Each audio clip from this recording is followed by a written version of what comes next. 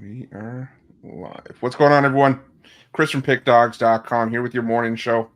We're here every day cooking up and dishing out free winners for you guys at Pickdawgz. Had a great card yesterday. Great MLB action. Big NHL card, but today, that's the final day of the NBA regular season. Some huge lines out there. More MLB action coming off a great UFC card. I know that was very popular in the comments yesterday, so hope everybody enjoyed that. But Mitch, how are you doing? How's your Saturday yesterday? It was okay. My first losing day in a while, but kept it. Not too many games on the card, so definitely not much damage there at all. But at the same time, probably let one get away, and it's all part of it when you're editing your picks. It's like you're always going to cut away a loser or cut away a winner, cut away a loser, add a winner, add a loser. It just happens over the course of time. So 1 and 2. My one win was a nice dog, so it wasn't all that horrible. Could have been worse, but of course, winning's better. Yeah. Just one of those ones where it's like all the ones that you cut off come through. At least I think on a day like yesterday, I didn't love the card. I just thought it was really hard. You guys know it's I'm looking to go 500 in baseball is the way that I do it. So it's sometimes it's easier to take the shot. Other days, not so easy. Fair enough. Sean, how you doing? Oh, not too bad. I think yesterday we put people on a lot of winners on this show yesterday in baseball, actually. So my card was all right, 2 and 2. Had a nice plus money run line with the Cubs, won that one, and also plus money on the Stars puck line. So ended up making a little bit of money on the 2 and 2 split. So we'll take it. And now we got the final day of the NBA regular season. So a bit of a always tricky on that day, but we'll look to put you on some winners here. Absolutely. Big Al, how are you doing? Oh, I've got no complaints. I only had one play yesterday, went in hockey, nice winner on the Boston Bruins. So having a good hockey season, having a good basketball season. So yeah, looking forward to today, looking forward to the playoffs next week. It's, best time of year. Any suggestions for navigating, big line NBA cards like this at the end of the season? I'm not afraid of laying the points in a lot of these games. Fair enough. I mean, everybody's each their own. If you find a spot you like, who might tell you not to take it, right? So, Tony, how are you doing? I'm doing well. Looking at a bounce back, dropped both premiums yesterday. Didn't get enough runs in that Padre game. Braves took a slider on the Braves to cover the run line. Couldn't even get any runs in that one. Of course, they've been really good against right-handers. I like to go against them with the lefty on the hill. We'll see how it goes today. But yeah, it's just an NBA card. Today, it's basically just knifing through the injury report, looking at the lines. And for those that like to bet in game, they may be something to consider because there's going to be a lot of scoreboard watching in today's NBA card for these teams and coaches. Yeah, I remember just seeing all the fans go nuts in Minnesota when the Spurs beat the Nuggets the other night, and it's like it kind of seems some of these actually, these fans actually try to keep an eye on it. And I don't know about the players if they pay attention to it in game, but I mean when you kind of fall on the jumbotron like that, I mean you kind of have to, right? And we saw that halftime with the Clippers and Jazz. You saw what the Clippers did, right? They just sat everybody. So yeah, after Dallas lost. Yeah. I don't know why San Antonio didn't sit everybody for that game. That made no sense. Now they're sitting everybody today against Detroit. Yeah, I mean today's their last home game of the year, and they're sitting everyone. They should have done it against Denver. Should have done it both games. To be honest with you, I'm with you. I thought it was going to be the other way around. You park everybody against Denver, and then in the season finale, just with how it's actually looked like they've cared down the stretch. I mean, even though they've had a bad record, they look like they still care. They're talking to the fans post game on the PA system, thanking everybody for being there, and just no Wemby definitely surprised me. Yeah. Been hyping him up all season, then you take him out the last game where everybody wants to see him. Well, I mean, if they had lost these two games, they would have finished most likely third and had the best chance for the number 1 draft pick, and now they're going to play themselves out of the third position and move into the 5th for the lottery. So it doesn't make any sense. What do you think about Edey and Wemby together? I hope not. What about Klingen and Wemby together? Klingen, well, he's projected to go 14th. The Spurs picks are probably going to be in the 5th. And if they have a 50-50 chance to get Toronto's pick, so that would probably be, in the 7th range if they get it. So they're going to probably be looking at a guy like Dillingham from Kentucky, the Pitt point guard. They're going to be looking at guys like that. There were a couple places I saw that actually said that Klingen could be in the conversation for going first.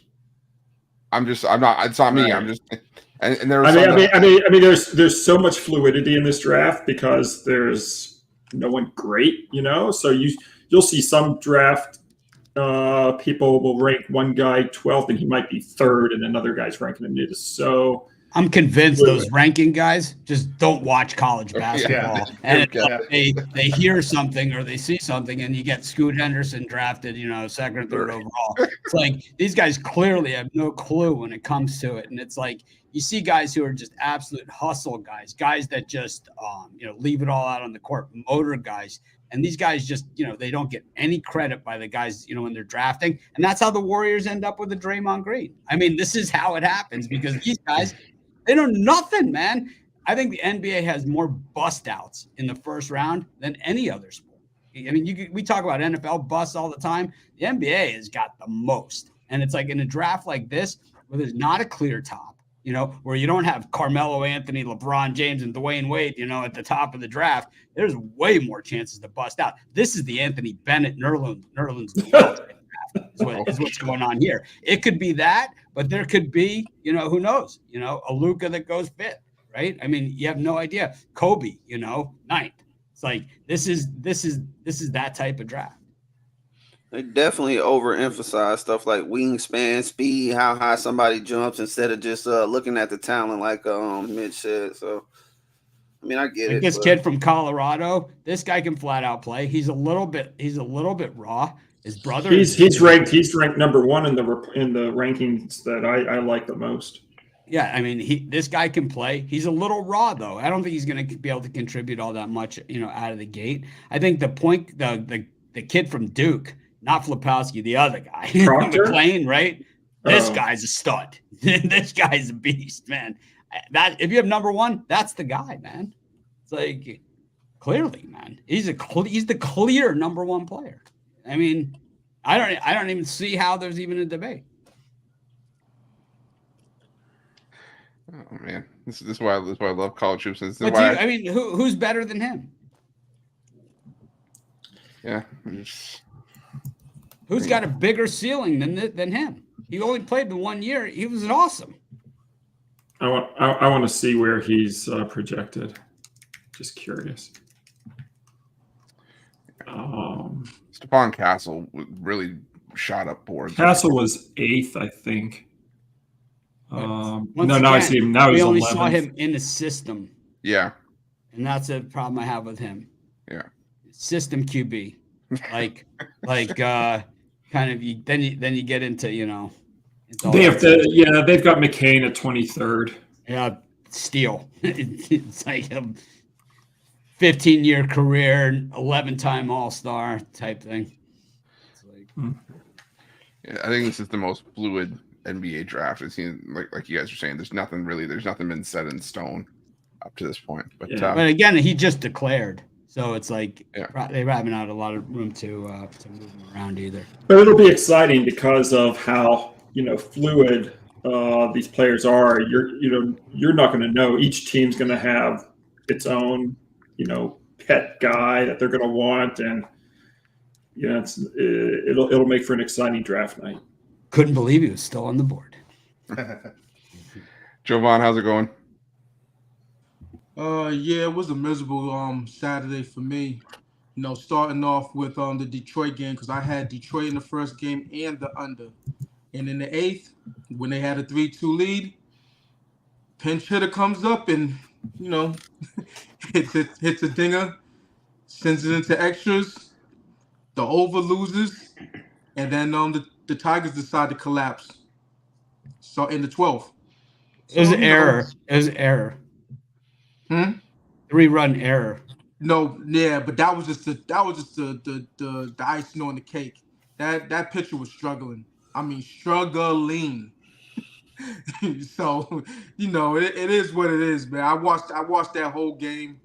It was going smoothly. They had a 3-2 lead, and this baseball for you. You know what I'm saying? Shelby Miller of all pitchers giving up a jack. So that was the start of my Saturday. There was a couple games I really shouldn't have been on. A couple plus money dogs that shouldn't have never been on in the first place. So but you have to take your shots in baseball. Absolutely. It is what it is. So what did we do? That was my first losing day in 6 days. Before that, I was on a 7-day winning streak. So the losing days are few and far between right now, and looking to bounce back with a big NBA card and MLB card. You want to talk about a guy playing to the back of his baseball card? That was Shelby Miller. And that's what I'm used to seeing from Shelby Miller over the course of his career. Wayne, how's it going? What's going on, Chris? Yesterday, small card for me yesterday. Actually, just one play on the Rays. They just can't get it right at home. Logan Webb pitched well. Just sucked to be on the damn the worst loss out of all the MLB games yesterday. So, but the loss is a loss. But I definitely expect the Rays to bounce back. And they're under 500. Not the same Rays team as last year. I do think they'll get it going eventually. But definitely just not the same as last year. It's just missing the batting. Pitchers aren't pitching well early, but they'll get it together sooner or later.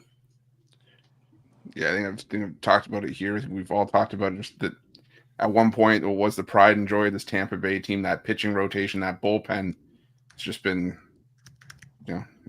not in Tampa Bay. 5.83 staff ERA. It's not, not where the team wants to be, for sure. But for me, 3-2 day yesterday. Dropped a couple plays, but managed to come out ahead. And I'm just looking to roll forward, finish the week strong. So let's get right into it. And go to the whole card's starting early today. I'm going to start with the NBA. It does start at 1 p.m. Eastern. Go 3 at a time here. We'll go snake style like we normally do. Got the Washington Wizards taking on the Boston Celtics. Got the Charlotte Hornets taking on the Cleveland Cavaliers. And the Atlanta Hawks against the Indiana Pacers. As is the rest of the card, big lines aplenty today. Mitch, any of these three appeal to you? Sure. Let me just get to it. I'm doing the bookmarks at the same time. So it's the Celtics, Wizards, the Cavs, Hornets, and the Pacers, the Hawks. Hornets all day and twice on Sunday, man. The Cavs are straight ass right now, and I don't think they're bettable at any kind of double-digit number, even against the Hornets, even in a spot where they need it. They need it all along. There's a few teams out there right now that I don't care how much they need it and how whatever. It's like they've crossed the threshold, and the Cavs are one of those teams for me. I'm taking the points with the Hornets in this one. As for the Celtics, Wizards, I think you can't really touch that thing. Hawks, Pacers. Well, we saw these guys go for 300 points almost earlier this season. I like the over. Sean? Yeah, and these three, I like a couple of overs out of these three, actually. That Celtics-Wizards game, obviously Celtics, not many guys playing for them in that one, so you can't people aren't going to be projecting too much of that offense. But against the Wizards, that Wizards defense they haven't played defense in really all season. I mean, especially down the stretch here, they've been absolutely brutal. Opponents are, just running up the score and running up and down the floor against them. So I think the Celtics, I don't think it matters who's in there. I think they're going to score. But at the same time, Boston's playing super fast right now, and I think both teams put up some points in that game. I think that goes over the total. Cavs, like Mitch mentioned, Cavs have been horrible, and we talked about it last weekend with the Cavs. Defensively, they've been particularly bad. I think they still have a kind of a certain reputation about them, but they're not a good defensive team right now. I think the Hornets maybe. I think the Hornets have an all right day here offensively, even though they've been struggling. So I'll go with the over in those two games. The third one, Hawks Pacers. Yeah, that's a game I'm not touching today, so I'll lay off that one. Big Al. I'm going to look at the Cavaliers over the Hornets. It's the final home game of the season. They play with revenge from a 118-111 loss to Charlotte last month, and NBA teams in their final home game of the season that are favored by more than 5 and also playing with revenge. They're 95-58 with 6 pushes ATS going back to 1991. So I'll lay the points with the Cavs. Tony T. Yeah, I'll be looking with the Charlotte Hornets plus the points. I'm not excited about the Craig Porter, Isaac Okoro backcourt here for the Cavs. The Cavs are sitting lots of starters. No Mitchell. Levert actually helps him off the bench. Garland is doubtful in this game. Wade is another contributor off the bench. Jerome as well. Lots of folks sitting out for Cleveland, and the Cavaliers, as Sean earlier mentioned, just not playing defense well enough. So I'll be looking here at the Charlotte out of these 3. Javon. Yeah, even though I wouldn't put any money on the Heat, they should be able to make light work of this Toronto outfit. Last game we saw what happened, 23 point win by Miami. They're still playing for seeding, even though it's going to take, some help from outside, forces, to get them into the, out of the play-in round and into the playoffs. But, I expect for them to, win this one by margin, get a nice little 20-point win in consecutive games. I agree with Mitch on the Atlanta, Indiana over. There should be a lot of points. Your Hawks can't move or anything like that, so they're just gearing up for that playing game. To play into the second game, try to get into the playoffs. So I expect a lot of offense, no defense in that one. And I agree with the Hornets, for the reasons that everyone else said. And Wayne. Yeah, I'm back these Hornets. Just a lot of points. Well, the team has been playing well and actually getting some outright wins. Damn the points. They've been getting a lot of outright wins.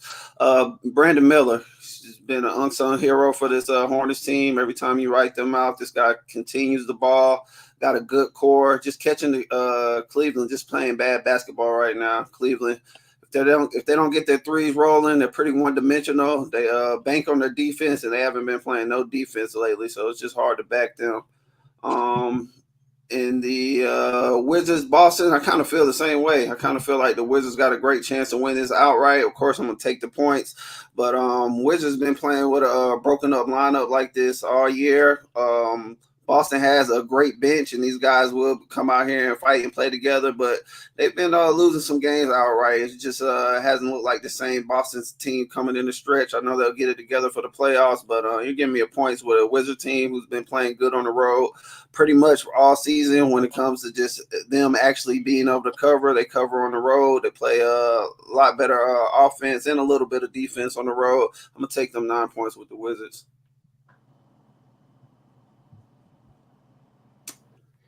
I'm gonna lean towards the over as well in that Pacers-Hawks matchup.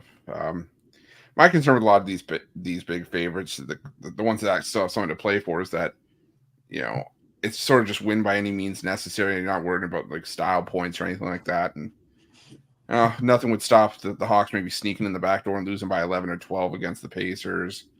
The Hornets are getting that big number, and they could easily sneak in and lose this game by 3, but it's the Hornets. We've seen them lose by plenty as well this season. So I think if I'm doing anything in that Celtics-Wizards matchup, I'm just trying to get the line here. I might go with Peyton Pritchard to score 30 plus again at plus 240 or something like that.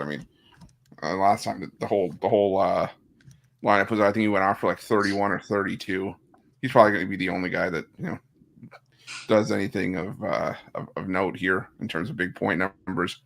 So I'll probably go with the over in Atlanta, Indiana, and Peyton Pritchard over points in that Boston game.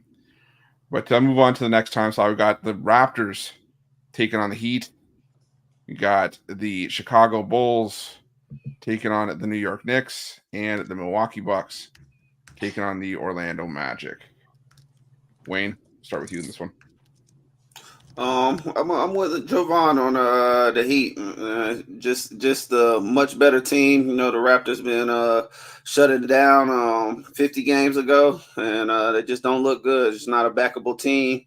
Heat with a lot of stuff to play for. Heat playing all right recently. I definitely think this is a team where they can get their offense going. We know they strap up on defense, but with the Raptors playing defense the way they do, I think the Heat should have no problem hitting threes and imposing their will with their bigs in this one.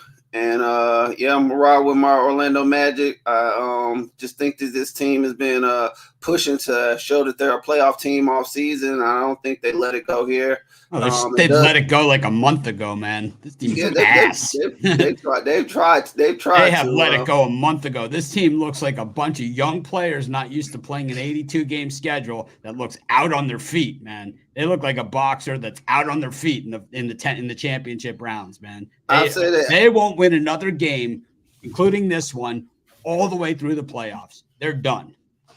Mitch, if you do that, you'll be losing a lot of money, but I'm not gonna. I've been betting against them every single night. I've been cashing, man.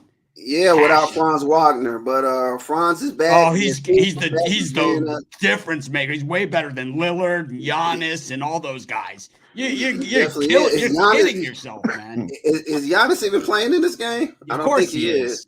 They're playing for second place.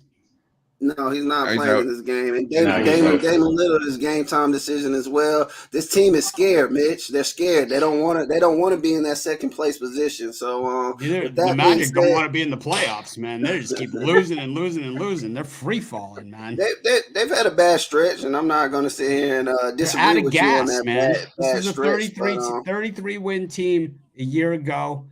They've made that nice step forward, but the bettors, the odds makers, the public, all these people have gotten way ahead of themselves on this thing, man. These guys were a 33-win team a year ago. They're going to get housed. That sounds good, but the ATS record says otherwise. So but all of that, what's the ATS record over their last, 15 or 20 games? They had the best ATS record up until for a good portion of the season, but up like the last 15 or 20 games, they've been out on their feet, man. They look beaten. Well, this is a game-by-game basis, and I think the Orlando Magic are going to smack the hell out of Milwaukee Bucks. I'll bet you a hat on that one, man. I'll bet you whatever you want. A straight-up money line. I don't even need the points. No, I want you to take the points. I'm gonna give you 5 in the hook. Like, we are going to beat the hell out of these boys. I don't need no chance. Chance just left town, man. The Bucks own these guys too, man. They're their bitch. They beat them 9 of the last 10. There's going to be an ass. I'll give you that. We haven't played well against them on the season, but this game right here, to stay in the playoffs, you got this one. You got this one. I seriously, strongly disagree. So the last 20 for the Magic, 10-10 against the spread. 500. If I would have had to guess what I would have said. How many of those were they favored? How many were they favored? Let's see here.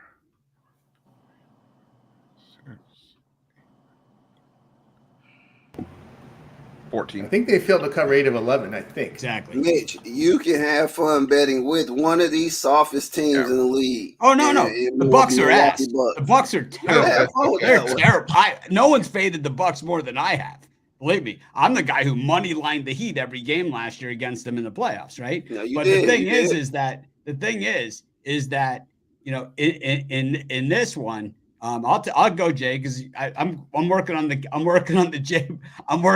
Jay Briggs catalog of hats. I'm going to have every team in every league. That's the only reason why I showed the comment is because This is a better saga. This is a better saga than Lord of the Rings. This is better than Harry Potter. This is Hat Quest. The Hat Quest. we had the Infinity War for all the stones, and now we're going for Mitch's Hat Quest. I'll give you something to make it all up back on though. Wayne, one that you'll appreciate. Scrappy Ramirez on the undercard of the Haney Garcia fight. He's my friend's fighter, Rob Peters, at a Wild Card Gym, fighting for the title on the undercard at Barclays Center next Saturday night. Hoping to be there. So, is it the line decent? I know so many times these lines be lopsided on them. I haven't seen it's a vacant title, so I think it might be a reasonable line. Yep. But my friend Rob, who is the same guy that gave me Manny Pacquiao by knockout over oh boy, what was his name? The Mexican Marquez. When he first won the Marco Antonio Barrera, when he won the title, 18-1. He also gave it to me when he won his first title. He's given me a lot of great boxing tips throughout the years. He says this one. He also had Crawford in that Spence fight, and I didn't listen to him. And did Barrera have plaster in his gloves? I don't know. That was Margachito that had the plaster in the gloves. Anyways, Magic are going down. Yeah, that's it for me. I have nothing on this Knicks Chicago. I just don't even understand the line. I know these teams been going back and forth, but if you're gonna take Chicago, it looks like when they cover, they win the game. So I don't know. I take a kind of a flyer on Chicago there. Just more so just trying the Knicks on this line. I know they've been playing well with Anunoby, but that'll be it for those three. Jay day-to-day Briggs. I think Jay is actually the hardest working man in sports betting, man. He's on everything. He is. He does the jam session. He does the morning show 7 days a week. He does the drive-through. He does the NFL show. He's like half times. Half times, man. I think we give him a pass. Oh, thank God I don't have to carry the ball hog title anymore. Well, you're still a ball hog. Not that. Yeah, but I've been overtaken. No, I don't think so. Yeah, I do. Javon?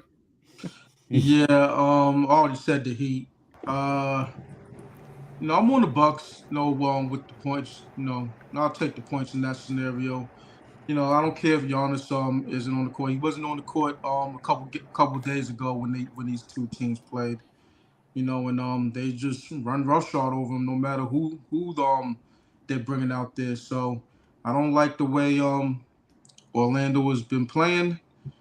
So that's just a fan of Orlando. And I want to find a way to rock with the Bulls. But the Knicks, they're a threat. They're a threat to actually do something in the Eastern Conference in the playoffs. So I'll leave it alone. Tony T. Yeah, I'm with Milwaukee as well. Orlando has failed to cover 8 of their past 11. That's the key there, and it's the defense. It's the defense that's failing them. Over their past 5 games, they give up 119 points per 100 possessions. That's pretty bad. We saw what happened to Orlando when they tried to step up in class, played Philadelphia. It was a big number, and Orlando couldn't cover as a dog in that one. I think that Philly was laying 7, and they got pounded there. I'm not afraid to get a step in front of New York here. I'm going to take Chicago here plus the 15.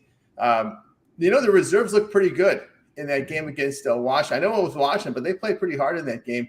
And the concern here was the Knicks' defensive form. Over their past 5 games, they have not defended well. They give up 116 points per 100 possession. This is a team that's fighting for seeding. At least we think they are, right? But the defense has kind of failed the Knicks here of late. They're getting by with their offense. And if you're getting by with your offense, I'm not willing to lay 15 with you. So I'll be looking at the Bulls in that one. Big Al. I'm going to lay the points with the Knicks. Big favorites, -12 or more in the final game of the season, 31-17 ATS going back to 1990. Have a ton of games in that situation today. Usually we don't get this many, but yeah, I'll take the Knicks minus the points. And Sean. Yeah, I'm with Al on that one. I'll lay the points with the Knicks here. We talked about the Bulls last week, how they don't string together ATS wins. They just actually covered their last 2 games. That's their first ATS winning streak since the middle of February.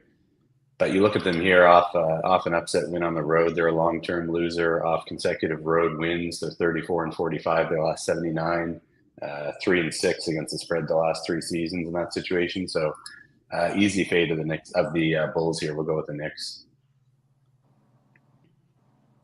Mitch? I think the Magic might come out to play. I'm just kidding. I'm taking the Bucks, man, money line, and probably lay some alternate on that as well. Magic are out on their feet, man. They look like a boxer who doesn't know he's been knocked out yet. You know, the delayed knockout, Trevor Berbick style against Tyson type thing. And I think that's how the Magic look right now. They just look like a bunch of young players who don't have the legs left, kind of like a Major League Baseball pitcher that's not used to a 162 game schedule. And just that making that jump up, I think the Magic have a lot to be proud of this season, and a lot they can take home and think about in their off season after they get swept out of the playoffs. Probably be in the play-in the way things are going for them. And I think that, they've played well. It doesn't mean they're the Nuggets, it's like they're not even close. People treat them like they are. Meanwhile, the Bucks, as much as I think that they're lazy, uninspired, and all those other things, they do at least have a ring on their finger in recent years. So they got a lot of guys that can play outside of Giannis, and even if Lillard doesn't play, they still got play. They got Giannis's brother, of course, too. So, that guy. Meanwhile, Knicks and the Bulls, that's a lot of points for a defensive game. So I'm going to stay the hell away from that thing. And, of course, I'll give my homer pick, Miami Heat to beat the Raptors. They just beat them 2 days ago. These teams just played on Friday, and they beat the shit out of them. So no reason they don't beat the shit out of them today. Though I do expect a lot of people to be at the Marlins game instead. Jesus Luzardo pitching today. Yeah, I'm gonna go with the. I'm gonna go with the Magic. I know it's the Bucks actually looking like they actually are gonna care about this season, regular season finale. They haven't looked like they've cared in the last couple games, resting a bunch of guys. But I still think the Orlando Magic, if there's ever a spot where they were gonna show up, it's where they have all season long, covered as a home favorite, 18-6. Against the numbers, a home favorite. This is where they play their best. And if they don't do it today, yeah, I'm with Mitch. I think there's going to be a quick exit in Orlando. So I'll lay the 5 with the Magic there, and I'm going to take the under 217 in that Bulls-Knicks matchup. I think it is going to be a defensive battle. So I'm with you guys in that one. So give me the under there. We'll move on to the next 3. We got the final game of the 1 o'clock slot, the Nets and the Sixers. We got the Grizzlies hosting the Nuggets, and the Timberwolves open up the house of disappointment for the Phoenix Suns. Mitch, what do you like here? 76ers are on a heater. I'm taking the Sixers in this one. It is a lot of points, though, against the Nets, who they seem to play a lot, man. But I'm gonna roll with the Sixers there in that one. So we're going into the 3 o'clocks. Is that where we're at? The 3:30s? Yeah. So Nuggets, Grizz, Suns, Timberwolves. Suns are ass, man. I know the Timberwolves were just waiting for the rug to be pulled out, but I'll tell you what. As much as I hate the Clippers, as much as I hate some of these other teams out there, the Bucks, I hate the Phoenix Suns just as much, man. These guys are just underachievers. Bradley Beal, big game or whatever. He's on load management, man. It's like these guys are just pathetic. I think the Suns, of all the teams that have the superstars in the lineup, they are the Phillies, man. They're the Phillies all over again. Just a bunch of high-priced guys and with a 47-33 record that are going to be out early in the playoffs.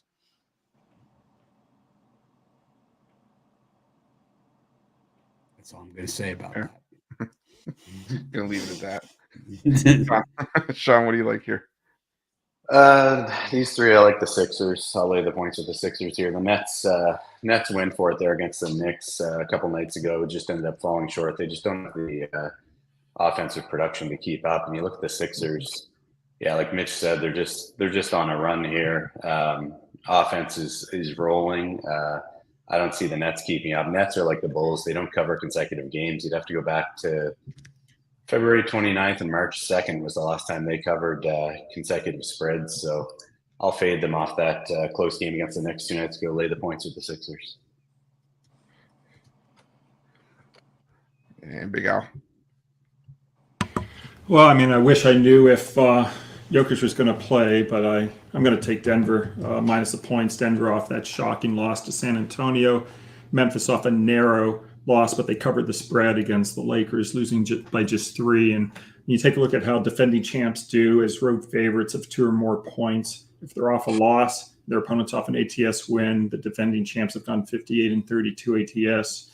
So fingers crossed that Jokic plays. I'll take Denver.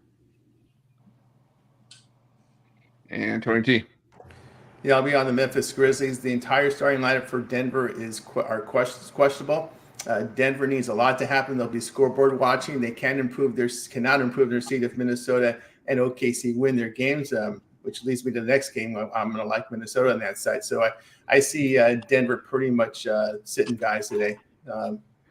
And mainly because I really see big wins by Minnesota and OKC. Leading back to Minnesota, their defensive prowess has been strong at home. Their defense is really what's carried them this far. And the 2 seed is very important to Minnesota because if OKC wins, OKC is the 1 seed. If Minnesota wins, they're the 2 seed. I do believe they like that home court advantage against Denver because they played Denver. They have the tiebreaker over Denver, which tells me they played well against Denver this year. So we're looking at a possible 2 versus 3, Minnesota and Denver. Minnesota will want that home court advantage. So I think Minnesota pounds Phoenix, and I do like OKC in their game to win. I don't know about the spread. But then again, that leaves Denver scoreboard watching, right? If it looks hopeless, well, sit everybody down and give me the Grizzlies.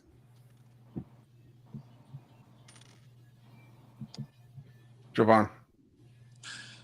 Yeah. Is Joel Embiid a go?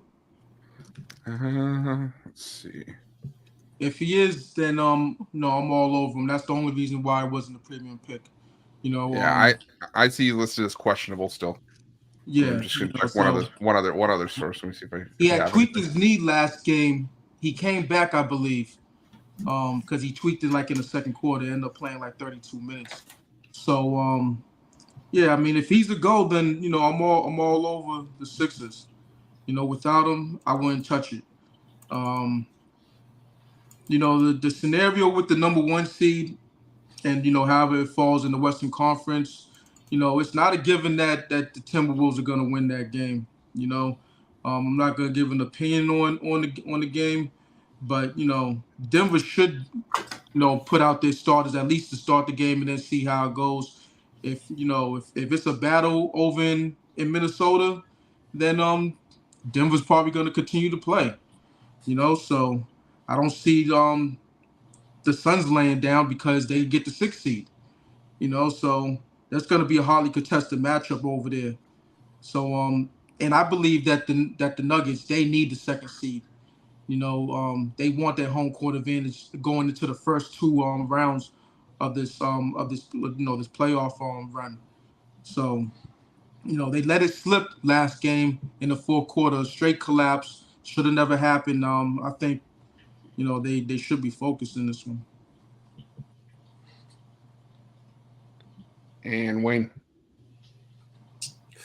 Yeah, I like Denver the most out of the 3 games we mentioned. They done beat the hell out of Memphis all season. Memphis is just one of those teams pretty easy to pick on, even though they've been they'll catch you in a few spots. But here in this last game of the season, with what Denver has to lay on the line, I don't see Denver coming in this one slipping at all and giving this team a chance to breathe like they have in a few games. That Suns Minnesota. I typically want to lean with the defense and the home team, but I like the way Phoenix been playing here lately. As y'all both all mentioned, lot riding on this game here. I just with Towns on the game time decision, and even if he comes in and play, I just don't see this team the continuity being there with him being out the lineup for so long. I love what Phoenix has been doing down the stretch. Durant, Booker, when they get going, I don't care who they play against, they have a chance. So I'm gonna take the dog there, the road dog in Phoenix. Yeah, I'm with Giovanni to see if Embiid's going to suit up. If I'm going to take the Sixers in that thing, because the Sixers have been two different teams with and without him in the lineup. Obviously, the two wins that Brooklyn had came in February and March when he's been out, but the lone game back in 2023 when Embiid played was a 22-point win for the Sixers. So I would need to see him there. But I am going to take the Phoenix Suns in the free bucket. I've just been burned by the Minnesota Timberwolves too much. Still a losing record against the spread at home. The Phoenix Suns haven't been great against the number either. I'm not making it justifying their season long against the spread numbers, but at full strike, I think this team can compete, and the Suns are still trying to battle their way out of the play-in tournament as well. So I think there's an equal level of motivation here. I think especially if this line gets up to 2.5 and 3, I think it's a 1 to 2 point game if Phoenix doesn't outright. So give me the Suns and the points in that one. We'll move on to our next time slot. We've got the Lakers taking on the Pelicans.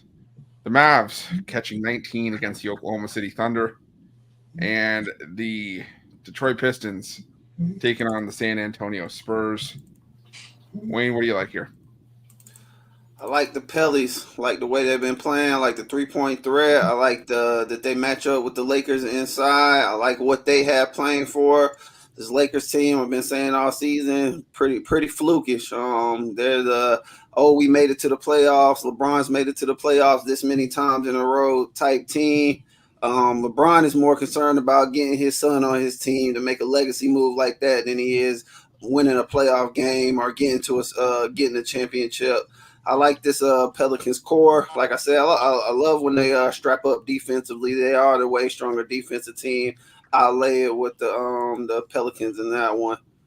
And I like the Clippers. This line's a little fishy to me. I really don't think that they should be underdogs to this Houston Rockets team. This Houston Rockets team has not been just great in their last 10. They're not a good offensive team. They do bring the straps defensively, but we know how they play when they are on the road. And just not going to be able to trust them. I know we like to ride the Clippers. Talk shit on the Clippers sometimes, but I'm going to take them here in this spot. All the time. But what are the games in this slot? I think I got them wrong. It's the Lakers, Mavericks. Yeah, Lakers, Pelicans, Mavericks, Thunder, Pistons, Spurs. Yeah. Okay. My bad. I jumped up in that All one. My bad. Confusing me over here. Trying to keep those bookmarks because I don't put the bookmarks, man. Then it's like put bookmarks. I put the bookmarks. Everyone say thanks for the bookmarks. It's a whole different vibe. Yeah, well, I take the Detroit. I like how they played playing recently. I like the guys that they do have playing. As we mentioned, I don't know what the hell the Spurs are doing. I would love to see Wemby close out the season, but he's not in there. And I just like the backup rotation guys. I know Cade Cunningham is on game time decision. I would like to see Duran in there, one of their best players on that team, hands down. But even having guys like Sasser, Ivy going out recently, I just like the core, the younger core of Detroit over San Antonio. You giving me some points with a team that I feel like can win outright in this spot. I'm gonna take Detroit there. And Javon. Yeah. Given the ramifications of this Lakers new Pelicans game, I'm on the under. I think both teams, are going to bring it defensively. I know that when these two teams have gotten together, it's going over. But I just think, with a lot on the line, the Lakers don't want to be, they don't want to be in the play-in, but they definitely don't want to be in that winner takes all, scenario where they have to win twice just to make the playoffs. They want to solidify that 8th seed. On the other end, the Pelicans, they want to get that 6th seed locked up. So it's gonna be a battle. And in battles, I'd rather stay below the total. So I'll take the under. Tony G. Yeah, I think the magnitude of this game, I agree with Javon, the fact that it's going to be a defensive style game. And when the Lakers bring a defensive mindset, I like them in this spot taking the points. Also, too, this is another one of those games where there'll be some scoreboard watching. I really like Minnesota to have a sizable lead in this game by the third and fourth quarter. you may start to see the Pelicans lay off the gas a little bit, because with the Suns lost, this game becomes meaningless for the Pelicans. So I'll take the Lakers in the spot. And I also like the under in the Mavericks Thunder game. We saw what these Mavericks backups are in their last game. You can only put 89 points on the Pistons, man. that's pretty sorry. So I'll go under in that one with the OKC and Dallas game. Yeah, Big Al. Yeah, I'm going to go against my Spurs off that big upset win. They were an 11.5-point underdog versus the Nuggets, so they upset the defending champs. And when you get a team that upsets the defending champion, if they were an underdog of 9 or more in that upset win, then if they're at home in their next game, they're 15-37 ATS. So I'm going to fade San Antonio and take the points with the Pistons. And Sean.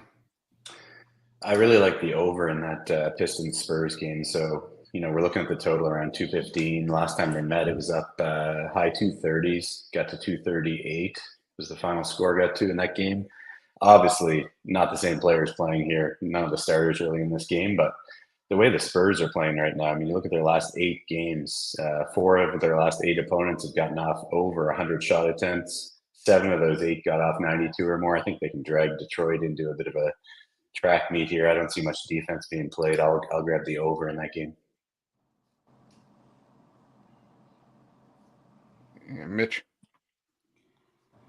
I like the Lakers in this one against the Pelicans. It's pretty much what Tony said. I think that the Suns are going to get their asses kicked. So it's like by the time that happens, it's like the Lakers are going to pour it on at the end here against the Pelicans. Just seems when the Lakers have played against the better teams in the games that they need it, when they absolutely need it, when they want it, or it's a game where they really got to show something, like the games against the Thunder, or that's when we see them show up, and I think that's when they show up here as well. I like the Thunder against the Mavericks. The Mavericks are playing basically it's like a scrimmage tryout type game for them up against the Thunder, who have a shot at number 1 in the West. If a couple of chips fall their way, I mean, a couple of people on this show have already picked the Suns over the Timberwolves. So it's like if that happens, and then the Nuggets, it's big here for Thunder, very big. So expect them to just lay them out. I think this could be a 50-point game in that one. And then the Spurs and the Pistons, and the Spurs, it's like manipulation or whatever they want to do. It's like so. What does it come down to now? A coin flip, right, between them and whoever else they're tied for in the standings for that top 3, bottom 3. No, they don't flip coins. All they do is they split the difference with the lottery possibility. So they'll get the same amount. One extra ping pong ball. No, it's saying random draw or whatever. No, it's so if you're tied, like if you're 4th and 5th, and if there's so many possibilities, they just combine them, and then they give each one 50%. All right. Combine and split. Yep. Yeah, I'm gonna go with the over in that Mavs Thunder matchup. Maybe OKC's team total over. I think there's gonna be a lot of points scored in that game, even if it's a one-sided game. I think we can get well over 225 in that one. I was leaning towards the Spurs, but now we're seeing Wembanyama out. That's a tricky one. I don't want to go anywhere near that Lakers Pelicans one. I feel that line is probably right on. Now I can see the Pelicans winning that game by 2, 3, 4 points at home. So that's a scary line for me. So for me, it's just the over in that Thunder Mavericks matchup, and maybe OKC's team total over. And the last time slot for the NBA today, we got the Utah Jazz and the Golden State Warriors. We got the Houston Rockets and the Los Angeles Clippers, and the Portland Trail Blazers and the Sacramento Kings. Mitch? Warriors, a little something to play for here. And also, the Jazz have just been terrible on the road. So I'm going to go with the Warriors in that one. I'm going to take the Blazers here against the Kings, too. The Kings is a favorite, or just a joke, man. And it's like we've been saying that all season long. I don't care who you're playing. If you're playing against an NBA team and you shoot 69% from the line, I'm not betting on you, and I'm not betting on the Kings. I'm certainly not going to lay points with you. I'm known more of a college guy when it comes to hoops and football as well. But the thing is that even the college teams that shoot 69% from the free throw line suck. I mean, these are professional basketball players that shoot 69% from the free throw. Joke, man. Joke. These guys should be embarrassed. It's like a team of Shaqs, man. When it comes to free throw shooting, it's pathetic. I mean, they're dead last 30th, and I mean, it's not even close. It's like I'm going to guess the next worst is like 78% or something. I don't know what it is. I'm just guessing, but it's like in the NBA, a free throw should be automatic, unless you're Shaq. Taking the Blazers, scoot. See if you can improve those. See if you can get into those 50s in the plus minus. He's done it twice in one season, man. He's got two of the worst plus minuses in the history of the NBA, both in one season. And Sean. Yeah, I want to take the Warriors here with the Jazz coming off those back-to-back upset wins, both as double-digit dogs. Wish we were getting a little bit better in line here. I think it's, what are we looking at here in this game? -8 with the Warriors, I believe. Yeah, 8.5. Probably still would take a flyer on the Warriors in that matchup. And yeah, I agree with Mitch. Can't see that many points with the Kings laying that many points in that matchup with the Blazers. It seems like feels like the Blazers are just one of those. They've been doing pretty well, 5-1-1 against the spread their last 7. I feel like they just kind of hang around. I think that's a bit of an ugly game. I'll grab the points there. All Kings games are ugly.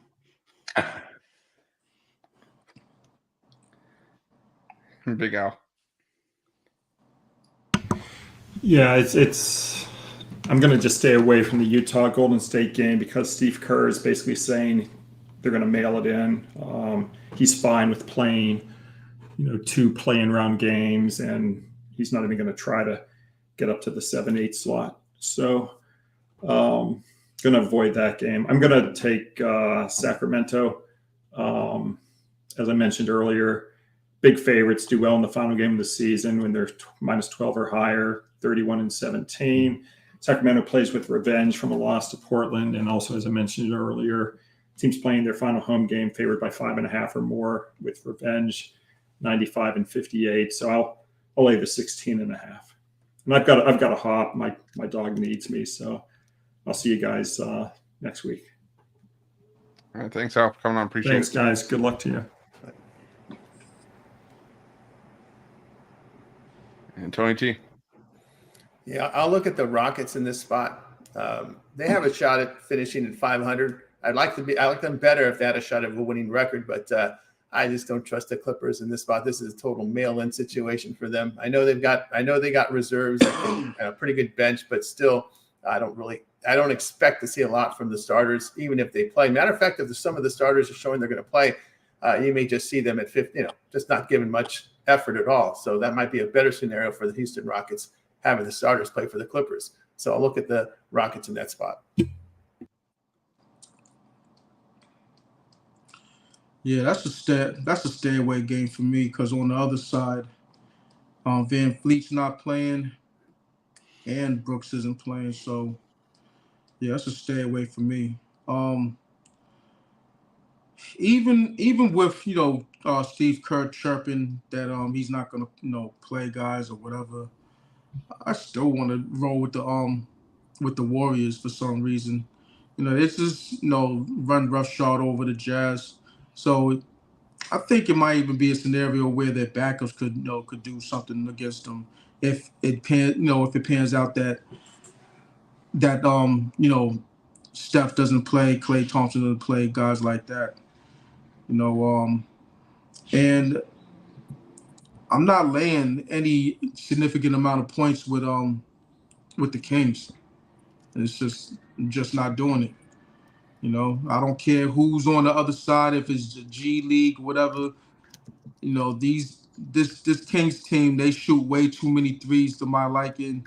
If they're not hitting them, they'll let anyone in the game. So, I'll take a flyer on Portland. And Wayne. Yeah, I think these guys said enough. I'll re-emphasize it. Not laying that many points with Sacramento Kings. Portland been solid as far as covering the spread recently. Definitely the bigger numbers. They have a problem with scoring, but as you know, Sacramento Kings is not a team that scares me defensively. So I think they can get some added buckets going against this Kings team who lacks in that department as far as defense. And offensively, the Kings was a juggernaut last season. This season, not so much. They you'll see it in spurts, but also you'll see them just real stagnant and relying on Sabonis and Fox a little bit too much for my comfort. And they've been on a serious downtrend offensively without Malik Monk. With all that being said, I'll take the 17 points with the Portland in there. Yeah, I'm gonna go with the Golden State Warriors. I know the point that everybody's making about Steve Kerr saying he's perfectly fine rolling with the play-in tournament, and home court might not even matter to Golden State, considering they've actually been better on the road this season. But for me, this is more of a fate of the Utah Jazz. The Golden State Warriors could take this game off and still win this game by double digits. I mean, you look at the Jazz this season, I think they have 30 losses on the road, and 23 of them have been by double digits. They've been really bad. I mean, really, really bad. And I think that Golden State could take care of business here. So I'll take Golden State laying the 8 there. I'm going to go with the under in that Houston Clippers matchup. I think it's going to be load management on load management for the Clippers. The Houston Rockets are just playing out the string here, trying to finish 500. I see that being a first 100 wins kind of game. So I'll give you the under there. But move on to MLB. Mitch, what do you have for sale today? We got a MLB all plus money 3-pack. All 3 plays in that are plus money, which most of my plays all season long are plus money. And then I also have my MLB top play for longer term subscribers. I also have some NBA in there. I might put those out as a package as well. And Sean, what do you have for sale today? Yeah, just a couple of plays so far for today. I've got an NBA total going at 1 Eastern time, and then a baseball total going later in the day. So hope for the 2-0 sweep here this afternoon. And Tony T. Yeah, I got a best bet from the NBA going on right now, as well as a 3-pack mixing in a couple NBA and baseball for you. And remember, the long-term pass your best value there. Remember that 7-day pass will cover the play-in round, as well as next Saturday, which is the beginning of the NBA playoffs with those 4 games. So a good time to get on board with the long-term pass. And Jovan. Yeah, I got a 5-pack going in the NBA. I got a 3-pack Eastern Conference 3-pack going. I got a Western Conference 5-pack going. I got 9 plays in all.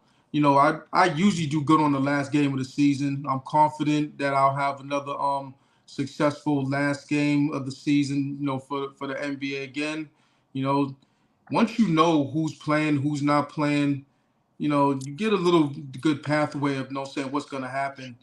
And I think I got a beat on this one. So,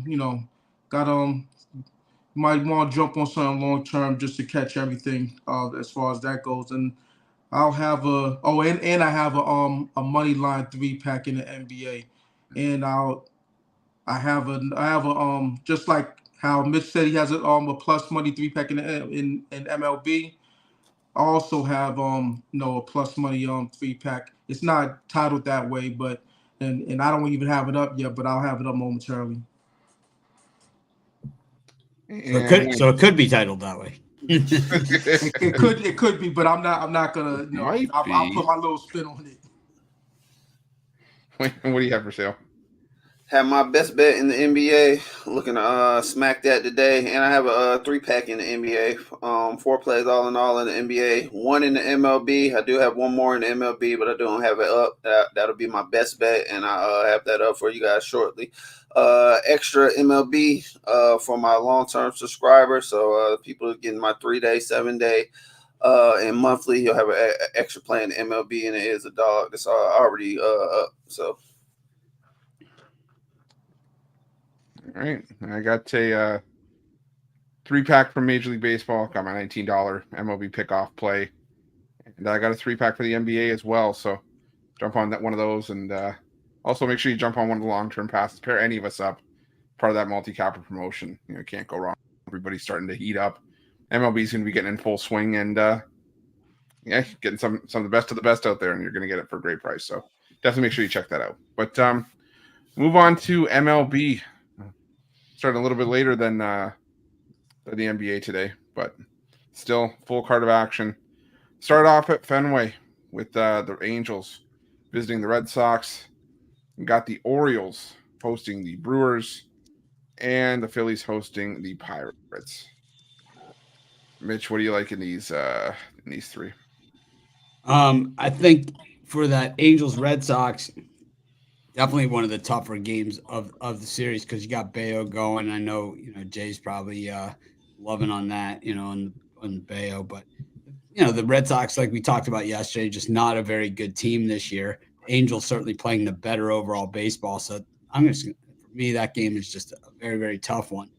I think for Orioles-Brewers, you got the great angle here. Corbin Burns pitching against his old team hitting against Corbin Burns. So it's like they both know each other extremely well, and familiarity breeds discontent. And so it should be a good one at Camden. And then the last one, Zach Wheeler show is in town in Philly. And the thing is that, Wheeler is generally a bad luck pitcher, but in this spot, I think this is almost a must-win game for the Phillies and for their psyche, and I expect them to come out big here. I don't like the way Keller is throwing this year. I just think that a guy that throws in that 90-mile-an-hour range against this Phillies lineup is asking for it, and I think he's going to get it.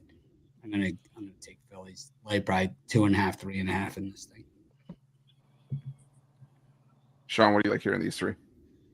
Yeah, I talked about that Pirates-Phillies game yesterday. I think bettors are you probably have the over bettors still chasing that play. 10 and counting now, 10 straight unders in Phillies games. It's tough to take an under when you've got, as Mitch mentioned, with Mitch Keller on the hill. This isn't a good matchup for him, even though we have seen some low-scoring games in the past with him going against the Phillies. I'll likely stay away from that game. I kind of like the over in the Angels-Red Sox game. I just think the Red Sox do beat up on Tyler Anderson, who's pitched well in his first couple starts this season, but I'm not seeing the turnaround for him here this year. I think the Red Sox get to him. Question is whether the Angels can produce enough in this matchup. But as we've talked about with the Red Sox, it seems like nothing's really easy for them. They kind of cruised a little bit yesterday, but I think this is a high-scoring game today. And third game, Milwaukee-Baltimore. Yeah, hard not to like the Orioles to avoid the sweep here, but I mean that price, laying 80 cents with them, I'm not going to be laying that kind of price with the Orioles in this game with the Brewers the way they've performed this weekend so far. So I'll stay away from that one. Tony T. The game I like here out of these three would be the Angels here at the plus price. The Red Sox struggling hitting lefty, just 197, less than 3 runs a game in their 4 games against the Southpaws. And Boston's bullpen has really struggled at home, an ERA over 8. And if you're betting Red Sox favorite as a favorite in this price range over the past 2 seasons, you've lost 15 units. So I'll take the plus here with the Angels. Javon. Yeah, I'm not touching on any Red Sox games right now. I will take the under in the Pirates and Phillies game. Mitch Keller has been pitching good enough this season, and Zach Wheeler, he's been coming out. He's come out hot so far this season. When you get to the bullpen, it could go either way, but I think that both of these starters go relatively deep into this ball game. It's been a highly contested series so far, and I don't expect anything less in this one. So I'll take the under. And Wayne. I like all three dogs in this one. And I think you won't be going wrong if you do something like that. I think you'll end up in plus money. Don't like how Mitch Keller has looked. I agree, but I don't love Zach Wheeler either as a heavy home favorite. Phillies slightly over 500. Phillies they struggle to bat in spots. I do think the Pirates are the better batting team, although they haven't been batting as well as they started recently. They have cooled off a little bit, but I just think all the values with the Pirates. And that Orioles Brewers game, Brewers have smacked the hell out of the Orioles. I think a lot of people are betting on this team based off last season, and they just haven't produced like they have last season. I do think they have the batting rotation and lineup to get it going, but we haven't seen it yet. And Ray is not a bad pitcher with the Brewers, so I will take the Brewers in the huge plus money spot to go ahead and sweep these Orioles. Yeah, I'm leaning towards the Angels as well. I know Brian Bayo is one of their best starters, especially at home, but Boston just continues to have issues winning games at home. They're just 1-4 straight up this season. The Angels, Tyler Anderson, I've bashed him before saying that, this is a guy that normally is pitching to a high 4, low 5 ERA year in and year out. I think the year with the Dodgers was more of an anomaly more than anything else, but he's actually pitched really well so far this season. And I think he could have another solid start here. The Angels are playing well out of the gate on the road. So give me the Angels there. And I am going to take a shot on the Pirates here. I know Mitch Keller's been terrible on the road. But if there's one thing I've learned, from all these years, and especially doing the morning shows with Mitch and everything, is that if Wheeler had no luck, didn't have bad luck, he'd have no luck at all. And there's been times where this team has just let him down and failed to back him up. And the Pirates still 7-3 on the road. So I'll take a shot with the Pirates. Maybe I'll take 1.5 as well. I think that's around -135. So give me the Pirates there.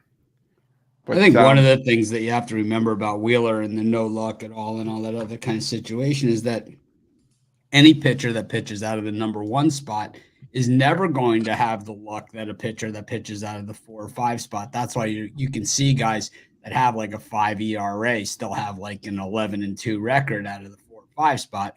While, a guy like Wheeler is up against the Kershaws and DeGroms of the world every single night. And I think that, you have to pick your spots. He is not as good as those guys, those next level guys, but he's a lot better than Mitch Keller's 90-mile-an-hour stuff, which, I'm concerned about. And I liked Keller last year, but his top end is 90-91. So that's a problem against, a $190 million a year lineup. That's true. All right, move on to the Colorado Rockies visiting the Toronto Blue Jays. Got the Minnesota Twins taking on the Detroit Tigers, and the Kansas City Royals taking on the New York Mets. Wayne, what do you like here? Yeah, I know this isn't a popular bet. I know Mitch is probably going to roast me on this one, but I definitely have to take the Blue Jays in the run line. I just don't trust Freeland at all. Berrios is susceptible too to get his ass exploded on, but as of recently, he's a much trustworthy pitcher. I do like the Blue Jays batting a lot more than the Rockies, especially when the Rockies are on the road, and just going to lay that run line with the home team here, and I hope they just get it done early and often against this Rockies team. And I'm on Kansas City. I just like what I've seen out of them all season. Cole Reagans, he didn't have the best out in last game. He only gave up, I believe, 3 runs, but on 10 hits. So I expect a bounce back performance from him, even though it wasn't, all that bad of a performance. And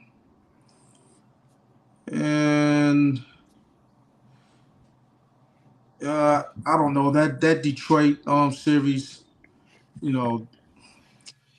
really I'll lean Minnesota. I just like how how they've been playing, or at least yesterday how they played. against Detroit. Both of these teams are light hitting, but you know, it looked like the Twins are, look sort of coming out of their slumber slowly but surely. And this is a talented team, so I have to lean the Twins' way. Tony T. Oh, 20, you're on mute. Yeah, I'll be looking here at the Tigers in this spot. They've been a pretty good favorite in this price range the past 2 seasons, returning nearly 14 units. Minnesota's still batting 182 against right-handed starters. Tigers hitting a little better, getting a little better work from the bullpen. I know both pitchers questionable form coming in. Ober has given up the home run ball. I'll look for the Tigers in this spot. And Sean. Yeah, Wayne touched on it. I think the Jays are in this spot. I mean, the only way to play them would be to lay multiple runs here at this price. But Kyle Freeland, he's kind of like Patrick Corbin West. Like he's just he's going to be sent out there to eat innings, and that's about it. He's going to get hit hard. That's the way it goes with Freeland. But he'll log 5-6 innings for Colorado and won't get lifted, much like Corbin. So. Yeah, that would be the only way I could play that one. And also the Tigers Twins, with that pitching matchup there with Ober against Flaherty, I think there's a good chance one, if not both of them, would get lit up in that game. So I don't love the two offenses, but I think the over would be my lean in that one at 8.5. Mitch. Yeah, I'm with Sean on that Blue Jays game. I can't go near Freeland. But the thing is that -3.5, you're only at +180 here with this game. So there's no value at all, man. When you get into that 3.5 range, now you're talking about this crap ass Blue Jays bullpen who could easily get backdoored, man, no problem. So 180 is not enough for me. I need to go 3.5 runs. I need to be in the 300 range, 285, 300 minimum, even if it looks like it's going to be shellacking. I got burned on it in that Diamondbacks game last night where it looked like they were well on their way to covering that 3.5, 2.5, 1.5 in game. And I ended up only getting the game in the 1.5 on the garbage. And I think this game could be the same. So I think this is definitely an over, though. Getting Kyle Freeland on the road is an over no matter what. It is a mismatch. Any way you slice it, but I don't know if the value is there to go out and get it. I like the Twins in this one. I think this is where you can lay the reverse run line. Jack Flaherty's pitching for the Tigers. He's an automatic for me. Fade. He's terrible. It's like when you get a guy that comes through the Cardinals organization. So the Cardinals are one of the few organizations out there that actually make pitchers better. And they teach them new pitches and they work with them. And like most of the pitchers that you hear talk and like, if you ever listen to these announcers, right, that are pitchers and stuff. When I came through the Cardinals organization, they taught me the cutter and they taught, it's like they always talk about it. And, Jack Flaherty obviously they couldn't teach him shit because they shipped him out as soon as they could. As soon as he was he was off the injured list for more than a week, they shipped him out of town and he went to Baltimore, who also agreed he was worthless, that they would rather have Cole Irvin in their rotation than him. And they shipped him off to Detroit, where he lands in Spencer Turnbull's old spot. Congratulations. Bailey Ober, not one of my guys, but at the same time, he is today. I think that Mets-Royals game is a lot tougher than what people think. I think that the Mets are kind of playing a little better than people expect. And so are the Royals, but we know that the Royals at the end of the day are kind of going to be like that Orlando Magic, where in the Pirates, where it's like they're going to be good, but it's like how far can they get on the depth that they have? So it's not going to be perfect. It's going to be a bumpy road at spots. And I don't know, this one could be, Saturday afternoon or Sunday afternoon at Citi Field. Be a pretty good line for that Shake Shack. That's my guess. Yeah, but I'll stand in line for Shake Shack. I have no problem doing that. No one accused you of not. Yeah, this is true. This is true. Kind of set myself He's up. trying to Uber Eats it to his seat from it. That was one time I immediately regret telling you about that. I'm gonna go with the Blue Jays laying that 1.5 in the first 5. I think they can jump all over Freeland here. Avoid sacrificing anything with that Blue Jays bullpen, because like Mitch said, they are fully capable of throwing it away. And yeah, Kyle Freeland, a 27 ERA in his first 2 road starts. Yeah, 17 runs allowed, and I think it's like 5 2/3 innings or something like that. So yeah, I think the Jays going to jump all over him. And Barrios, has been pitching really, really well at home, not just this season, but basically in his Blue Jays tenure. I'm going to take the over in that Minnesota-Detroit game. I do lean towards Minnesota as well. But I think the over is the stronger play for me there. And I'm going to take the Royals on the money line. The way I'm just looking at it is I'm going to keep backing them against right-handed pitching that give up a fair bit of hard contact. Buta only had 1 start this season, but of the 14 balls that were put in play, 7 of them were hard hit. So I think the Royals can keep up that bat. I think they can take out the Mets here. Cole Reagan's proven to be one of the best pitchers in that rotation. And I like the Kansas City Royals as long as we get plus money with them or even reasonable prices on the road. So give me the Royals there. That line dropping like a rock. Yeah.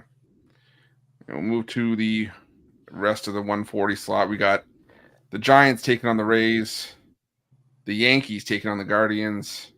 I saved this one for last for Mitch. Mitch, knock, knock. Who's there? Jesus. Jesus who? Is Jesus Luzardo going to kick the crap out of the Braves today? I think so. There you go. You're up first.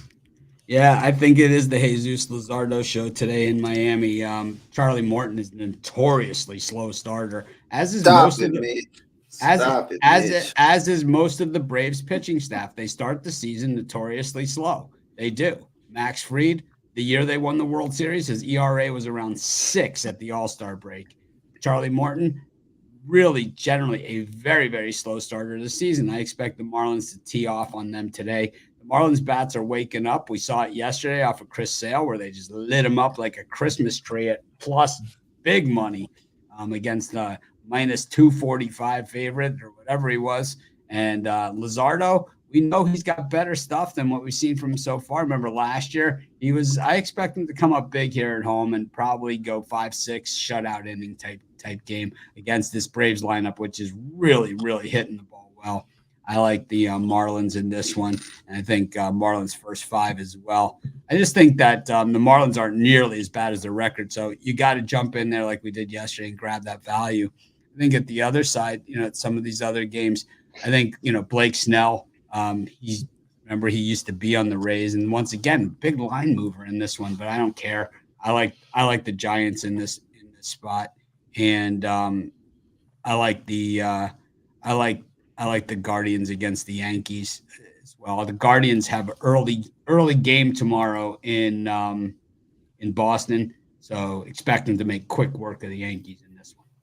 Or it's Patriots Day, Marathon Day, Tax Day. It's all rolled into one tomorrow.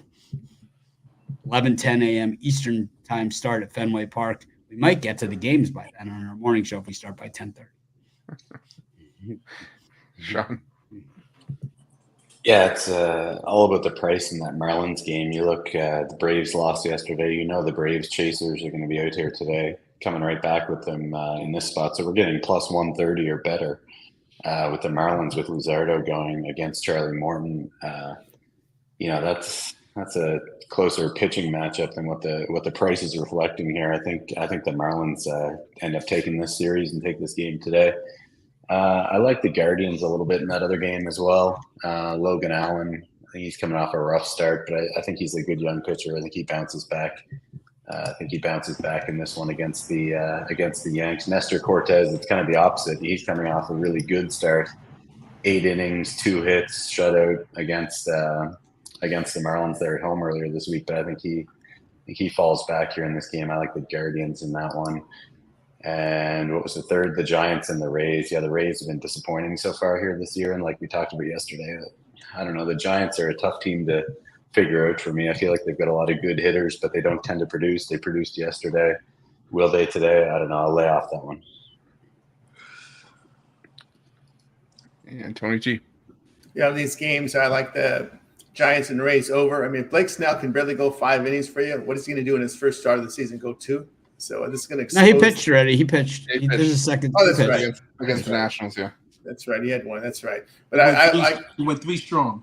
3 strong, right? 3 strong. So maybe we get 3 and a third on this one. So it's going to expose the Giants bullpen, which have performed poorly this year. Also, Tampa Bay's bullpen has really been poor on the year. I will look at an over here because the Tampa Bay is hitting lefties, but they won't see the lefty too much here. Probably go one over once against Snell. So we'll go over the total in this one. And Jovan. Yeah, I'm gonna take the under in the Yankees-Guardians game. I just like what I've seen out of Nestor Cortez.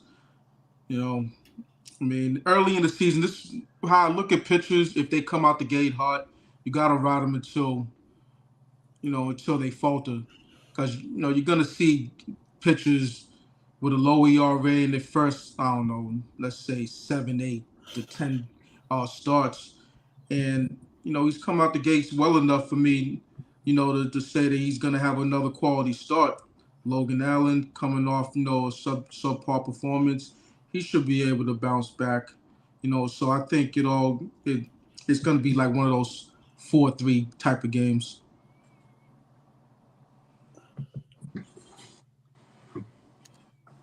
And Wayne. Yeah, I'm going to fade the hell out of Miami right here. Knock is right. Knock. Jesus Luzardo is going to get his block knocked off in this game going against this Braves lineup.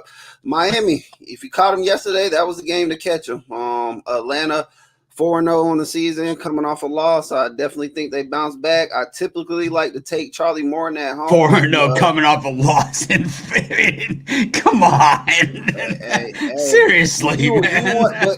Seriously. You're suggesting take Miami. Talk to me at the end of July about this. I understand. Crappy stat because it's early, but at the same time, you're suggesting taking Jesus Luzardo, who was 0-5 in his last start, giving up an average of 3 runs, getting smacked by bad teams, and you don't think you're trying to suggest that he's going to come out here against a Braves batting lineup top 5 in the MLB and just come out here. They didn't look like that yesterday, man. They didn't look like top 5 yesterday against much less. It's game by game. I'll give you that. But Jesus Luzardo is not the Jesus Luzardo you've been Max big Meyer enough. made them his bitch. I mean, he seriously did, man. Jesus Luzardo is not the same Jesus Luzardo that you've been bigging up. He's been getting smacked like hell. And until I see him with the with a better start, I have to take the Braves here. Not a bad money line price. Is it where I want to be? Definitely. There's a reason. There's a reason why it's there. I'd always rather be early to the party than late. I understand what you're saying with that, Mitch, but at the same time, I'm not catching the falling knife with a bad batting Miami team and a Jesus Luzardo that's 0-5 in his last 5 starts. He's only got a 7.2 ERA. I mean, he's got a lot to work. It's not bad. He has some room. He has some room to get better. He definitely has room to get better. 9 walks, man, and that's been the problem. He had 5 walks in that game last time against the Yankees, and that was really his undoing. The other games, he had 2 walks each, didn't pitch all that bad. He also gave up 2 home runs against that Yankees team. You watch, he doesn't give up a home run, he smokes them. Reverse run line, Marlins. I hate to come over here and pick these damn big ass public teams, but I just calling it how I see it today. I like New York over Cleveland to get the sweep. I don't like the way Cleveland has been batting lately. New York's just not batting great too, but they do have the more consistent batting lineup. And I like Nasty Nestor. He gets on there. He's been pitching good all the way back as of last season. I haven't seen no let up from him. So I'm gonna take New York in that spot as well. As far as the Rays, San Fran, I tried to catch the Rays yesterday. Today is probably the day they get it done, but they just scarred me from yesterday's bet, so I'm staying off of that game. Well, you got the Dodgers going in the night game, so you could really parlay it up the Braves, Yankees, and Dodgers. That'd be Don't do me like that, Mitch. Come on now. So I'm just calling it like I see it, man. Throw the Celtics in there too. Hey, man, I like what I like, man, for the day. Oh boy. Jeez. Give me the Guardians there. I'm not trusting Nestor Cortez on the road. The Guardians quietly playing some decent baseball. And give me the Marlins. The Braves are a lot better against right-handed pitching. Didn't work out for them yesterday, but they are statistically better against righties. I think Jesus Luzardo. If there's a spot for the Marlins to get another one in the series, this is a great one for it. So give me the Marlins and the plus money there. We'll move on. Only a couple time slots to look at here. The next one we're going to look at is Texas. The Rangers taking on Houston. We got the Reds visiting the White Sox, and the Nationals taking on the Oakland A's. Wayne, what do you like here? Well, I like the Dogs. Like Texas, definitely just don't understand this pricing. Yeah, they've been slipping a little bit lately, but just a better batting lineup. I like Evaldi. He's been strong. I like him more at home, but I think Texas continue to smack the crap out of Houston. We're getting a good dog price with them. I'm going to continue to ride that one. I also like the Nationals. It's just more so a pricing point on the Nationals game. I do feel like that game is pretty even, but I think they come out of this series with the last win on the A's in that one. Yeah, I'm on the other side. Houston finally broke through yesterday. It was a struggle early. Then in the mid innings, they got it together and broke the game wide open. I think they get to the bullpen again. Christian Harvey, I know he hasn't pitched well this season, but he's a better pitcher than what he shows. So I'm on the Astros to actually win this game and the series. And just gotta keep on fading the White Sox. It's really that simple. I have no more to say about it than that. Tony T. Yeah, I'm going to look at Texas here. The Rangers are hitting right-handers. I know it's a tough right-hander tonight they're going to face, but still 7 runs a game against right-handers. Evaldi's been strong. Houston in a favorite role has just been terrible. Just 2-10 as a favorite, minus 10.5 unit loss. Evaldi's performed well in day games. You look over history, 13-3, the team record behind him, plus 11-unit return. So we'll look at Texas in this one. And I'll look at the Nationals. Oakland's home. The hitting at home has just been terrible. They lost 7 of 9 at home. The bullpen for the Nationals are performing this year. And we going back to this number again, when Oakland faces a good bullpen with an ERA of 3.4 or lower, it's just 7.34. So I'll look at the Nationals in this spot. And Sean. Yeah, it's tough to get behind Mike Soroka, but I kind of like the White Sox here today. Graham Ashcraft is second and third time through the order of the stats over the course of his career. He's one of the worst pitchers in baseball. So if he sticks around long enough here, I think the White Sox are going to get to him. Soroka hasn't been good, but one start he's been kind of alternating. When he was bad his first start, he was okay. Second, he was bad again last time out. I don't know. I think I think maybe this game is one where we may see the Sox fall behind early, but I think they rally in this game and end up avoiding the sweep. I like the price. I'll go with the White Sox. Mitch? I like the White Sox as well in that one. I think we might also see an over in that as well. I also like the Rangers against the Astros. The Rangers are just road warriors, man. It's like the Mavericks, the Rangers, and all the Jays teams. They're really, really good on the road, and that's where they've done their best work, and where they've done their best work against the Astros as well. I think last night was a little flukish, and I think they get the best of Javier. And I think you guys have absolutely misread this A's Nationals game from start to finish. All the commentary I heard on the show. I don't know what you guys are looking at, but I know that the Nationals are straight ass out of the bullpen when they're on the road, especially 4.11 ERA on the road. And the worst thing about the Nationals is how they hit left-handed pitching on the road. 178 versus left-handed pitching in their road games, and of course they faced the lefty here. If you guys watched the game yesterday, which I did, Mackenzie Gore was on fire, man. It's like he has that type of stuff, and we've seen it. I mean, that's why you trade Soto for him, right? It's because he has that kind of stuff. He had that stuff going yesterday. I mean, he's just some guys get those days, and there's nothing you can do about it. He's he's a top of the rotation major league pitcher, man. He had 11 strikeouts, and it's like, I'll tell you what, I'm surprised he didn't have, the only reason he didn't have 20 is because they fouled off a lot of pitches on him early, got him deep into it, 75 pitches through 4 innings in that game, 76 pitches through 4 innings in Gore, and got him out of there. But, the thing is, as soon as the bullpen came in, the A's started hitting. They had a lot of chances and just didn't convert in that thing.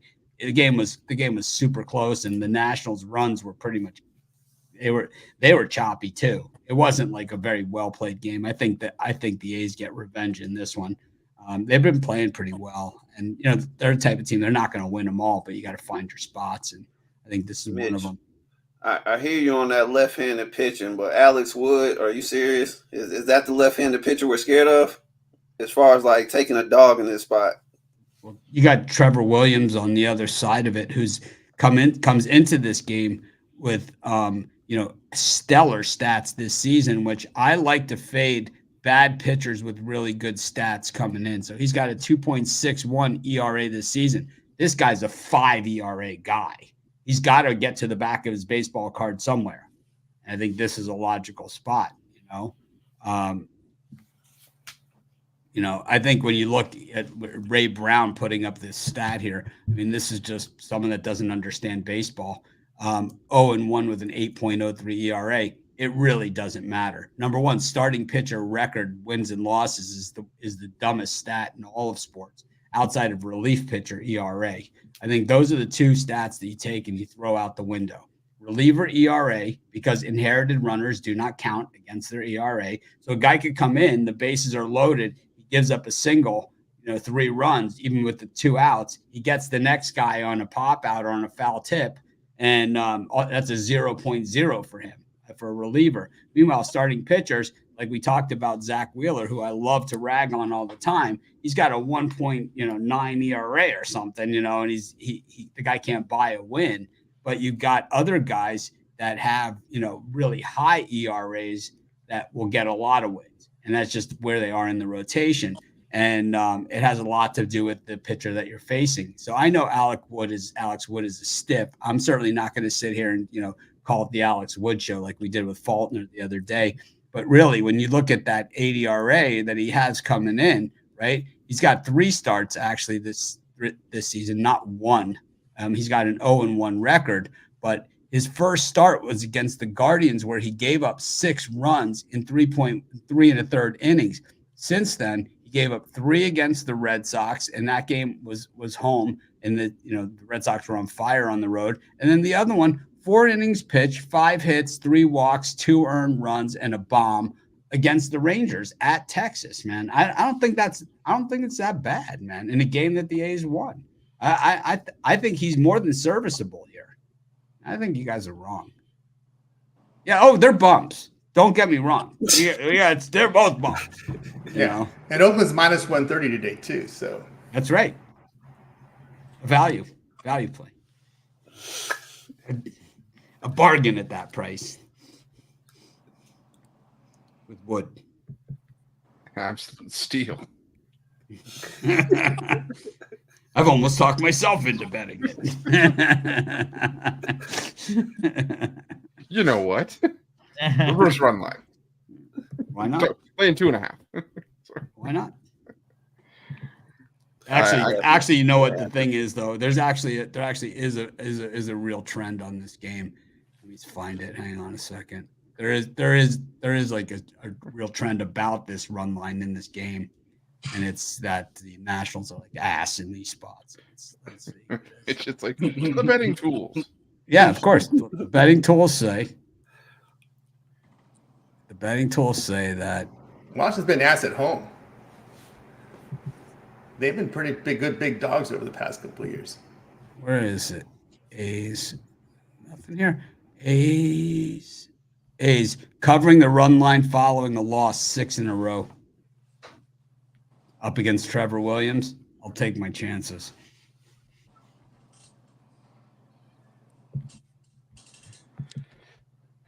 Yeah, I'm gonna go with the what? I'm gonna go with the Rangers here. Just going back to what a couple of guys were saying earlier. The Rangers have been playing some of their best baseball on the road. I said yesterday that the Astros' best shot at winning that series was going to come off of Andrew Heaney, and it did. But now you got a coin flip price between two of the better starters in their rotation, and this Rangers lineup is still really good against right-handed pitching. I know Javier's had some success, but still think the Rangers getting the value once again here is where I want to be. So give me the Rangers there, and I'm going to lean towards the Reds in this one. I just trust Graham Ashcraft. And this Reds batting lineup a lot more than I trust Mike Soroka. I think Soroka's going to be fine. He'll probably carve himself out a nice home in the White Sox rotation. But I think just for this matchup, I'm going to go with the Cincinnati Reds in this one. And our final time slot of the day, we got the Chicago Cubs taking on the Seattle Mariners. We got the St. Louis Cardinals and the Arizona Diamondbacks, and Sunday Night Baseball from Dodger Stadium. Dodgers playing host to the San Diego Padres. Mitch, anything you like here? Of course, the Padres against the Dodgers. I don't even have to look at it. That's where all the value is. You Darvish getting plus money. You already beat them one time this season. James Paxton is a stiff. We know that this guy is just one pitch away from the 45-day injured list. Zach Gallen, career sub-3 ERA guy. He's been our guy for quite some time. I like him there, and I like the Mariners to beat the Cubs too. So chalk dog for me. Sean? Yeah, easy fade of the Dodgers here. Paxton's first 2 starts, he's been favored. Dodgers won both of those games, so he's favored again here tonight with a big price. Easy choice to go with the Padres there based on value alone. And I like the Mariners as well. As on the Cubs run line last night, won that one, but I think the Mariners bounce back here today with Castillo going against Assad here in this game. No opinion on the third one. Yeah, 22. What I like the most here is the Mariners Cubs under 8. Mariners just can't seem to score runs at home. It's all those close 2-1, 3-2 type of games there in Seattle. Then of course you see Castillo won in interleague play 37-21 to the under in his day home games over the past 3 seasons. Cubs have had some struggles hitting on the road, showing 204 in the first 8 on the road. I'll look under in this one. Yeah, I'm on the Diamondbacks. I was gonna have this as my premium, but it was up against my cutoff for what I'm willing to lay in baseball. And Miles McCollum, he's basically the best starter for the Cardinals. So I just left it alone. But as a free pick, they should get the job done. Think that's it for me. And Wayne. Yeah, I'm with Tony. I love that under in the Cubs Mariners. Just bats have been cold for both sides. Luis Castillo, he's definitely hasn't had the season start that he's won this half, but on the other side of that, we know he can pitch better than that. And what better spot to get right than the Cubs team that just hasn't been hitting very strong lately. So I'm ride with the under in that one. And I don't know. I don't take the Cardinals a lot, and I'm not a big Nicholas guy, but I just like the value on the Cardinals on this spot. They haven't been playing bad. These teams have the Same record. I know a lot of people are going to be humping on Arizona after that loss yesterday to come bounce back here with their guy, but I like St. Louis in this spot to continue their momentum. I mean, no, I'm sorry. St. Louis got the L yesterday, but I like them to bounce back and get this one against Arizona in this spot. Yeah, give me the Diamondbacks in the first 5. I don't trust Miles Michaels as far as I can throw him. I mean, Zach Allen, normally a pitcher that over the course of his career has pitched better at home. It's just this Arizona bullpen that I can't stomach. So stick with the Arizona Diamondbacks there. And I'm going to go with the Chicago Cubs against the Mariners. Luis Castillo, he's a better pitcher than what he's shown, but until I see it, I'm just going to keep assuming that we're going to see a lot of the same stuff from him here. The Cubs offense has cooled off for sure, but the Mariners, they got the highest strikeout rate against right-handed pitching in baseball, and Javier Assad has had some solid stuff early on. And if the Mariners aren't producing those runs, if they keep striking out, I think they're at a 31% strikeout rate so far this season against righties. So I'll take the Cubs there, and I'll lean towards the value with the Dodgers as well. I was initially looking towards the Dodgers if it was a reasonable price, but minus 165, 170. A little bit too much for me with James Paxton, so stick with the Padres there. And Dodgers just lost Bobby Miller. So they're yeah. Just when you think it can't get worse. Yeah, boy. All right, well, hit that part of the show. Got parlays, and if you guys got any NHL, you can drop in this segment as well. But Mitch, what do you like today? I'm going to go with the Charlotte Hornets. I'm going to go with the Bucks on the money line.